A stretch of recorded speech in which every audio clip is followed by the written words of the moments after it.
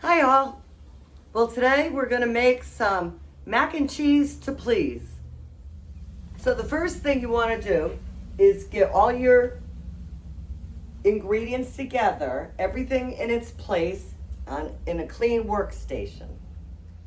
Like so. Everything placed on the counter. We've got our tomatoes, butter, breadcrumbs, onion, bacon, cheese, macaroni, and half and half. So I've got the water on to boil the elbow macaronis. And what I'm going to do is I'm going to fry up some bacon. Little secret ingredient.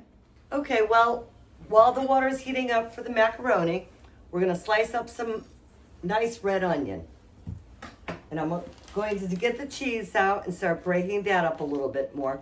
You can get this at your grocery store. Usually ask them for the cheese ends and they'll give you a combination of cheddar, American, provolone, which is perfect for mac and cheese. Okay, onions are all sliced up. You don't have to use as much as I just did, but we like onions.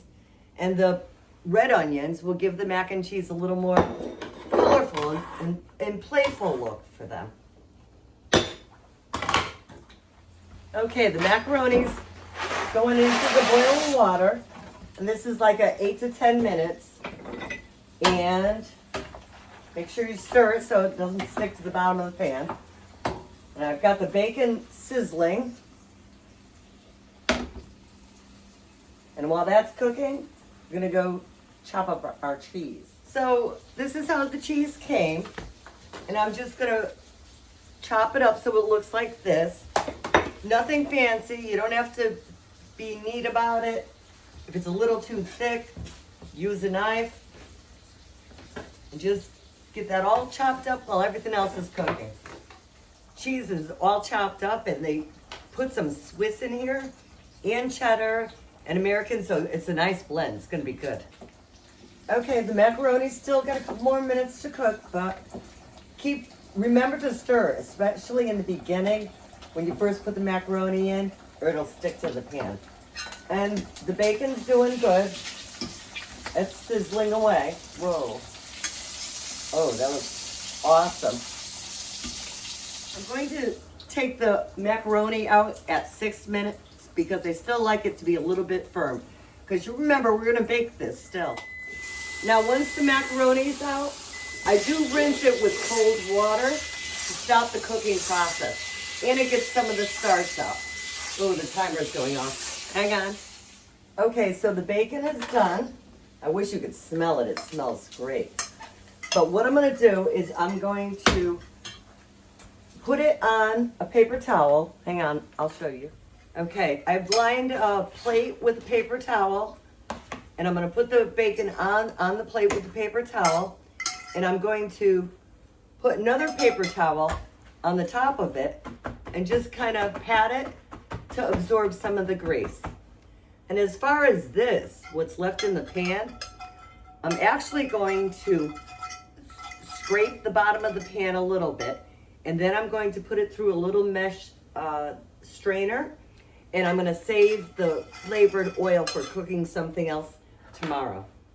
Now I'm just going to chop up this bacon into some smaller pieces, about 1 inch in length. Okay, I set up an in-order workstation.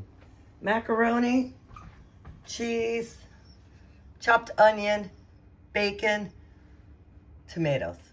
Okay, so what I did was I have my casserole dish and I put a little bit of olive oil in it and just wiped it with a paper towel just to make sure that hopefully the macaroni won't stick. Usually a little sticks, but this will help. Okay, I'm going to walk you through one layer, and then the rest will be the same thing again and again. First the macaroni, a little bit in the bottom of the pan. Next comes your cheese. Don't have to be too neat about this. Cheese in there, a little bit of onion, a little bit of bacon. The bacon is the secret ingredient, I think, though. gonna give it a nice flavor. Then we're gonna take these tomatoes right here, and they're whole tomatoes. I'm going to just crush them with my hand and put that as the next layer. I'll give it a nice little tomato taste with a blendation of all the other flavors.